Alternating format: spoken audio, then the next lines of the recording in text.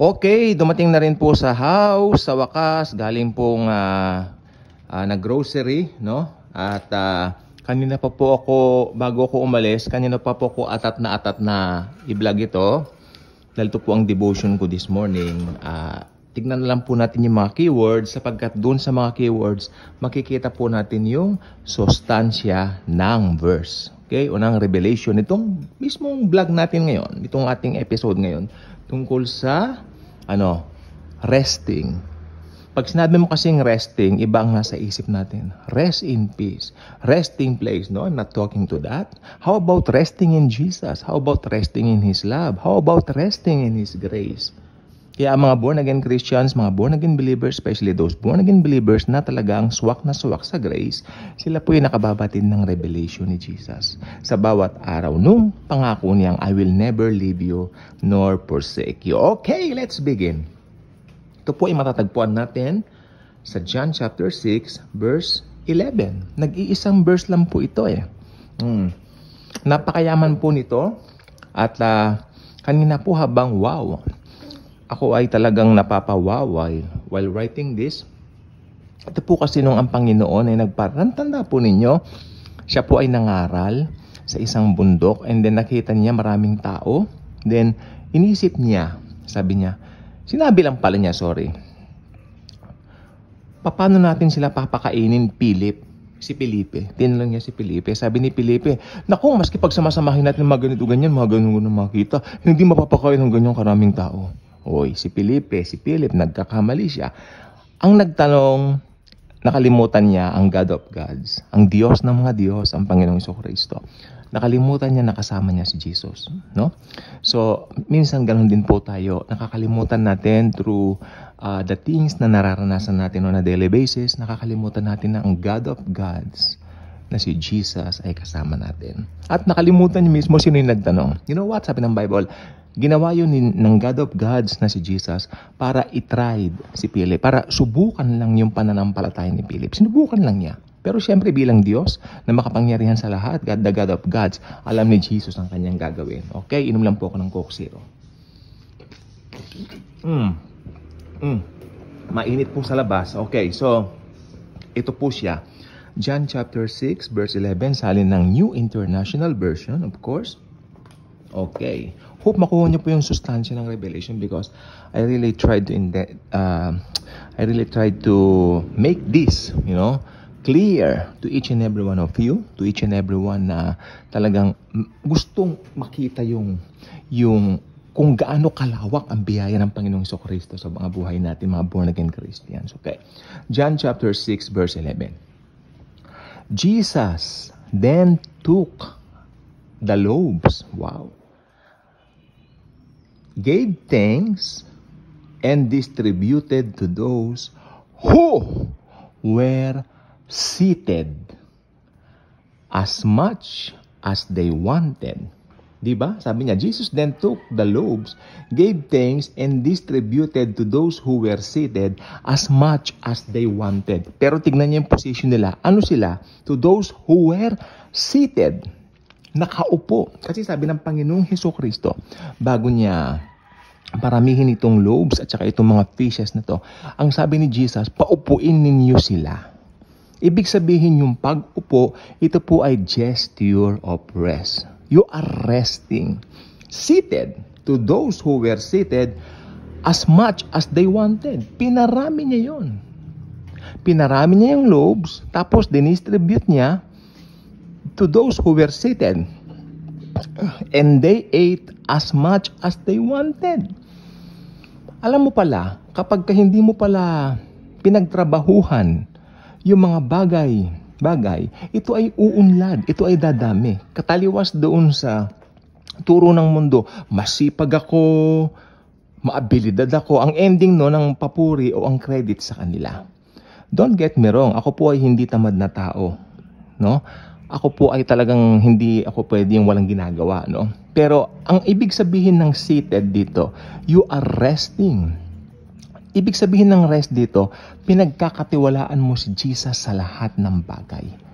Okay? Halimbawa, tulad nito, paano nga mapapakain ang mga ganong karaming tao, Tanong ng Panginoong Hesukristo kay Felipe, naku, Panginoon, kaysa pagsamasamahin man ng ganito ganyan, o nakalimutan niya ang God of gods na nagtanong. Sinusubok lang siya eh. Sinusubok lang siya, hindi ba? Kaya, ayun. Tingnan mo, I like it.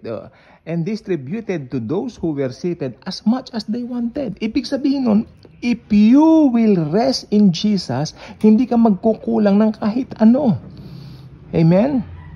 Makukuha mo lahat ng gusto mo, ibibigay niya lahat ng pangailangan mo as much as you wanted. At kung tutuloy mo yung verse dito sa verse 12, at sila ay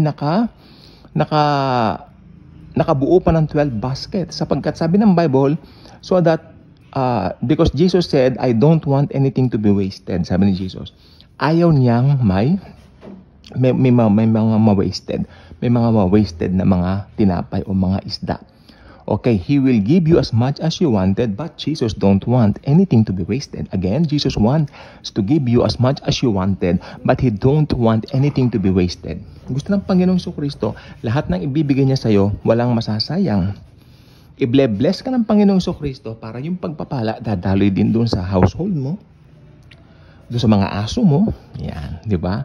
Doon sa mga nasasakupan mo, na mga, gusto ng Panginoon i-bless. Because once you bless someone, once you bless anyone, sa Quiapo, sa Raon, alam mo naman, dyan sa Quiapo, dyan sa Raon, pag napapadaan tayo dyan, marami mga, syempre, mga humihingi. Bibigyan natin yan. Sapagkat natutuwa naman ang Panginoon, hindi tayo nagbibigay para pagpalain tayo. You know what? Nagbibigay tayo kasi blessed na tayo. Paano ka naging blessed? Because we are seated. We are sitting. We are resting.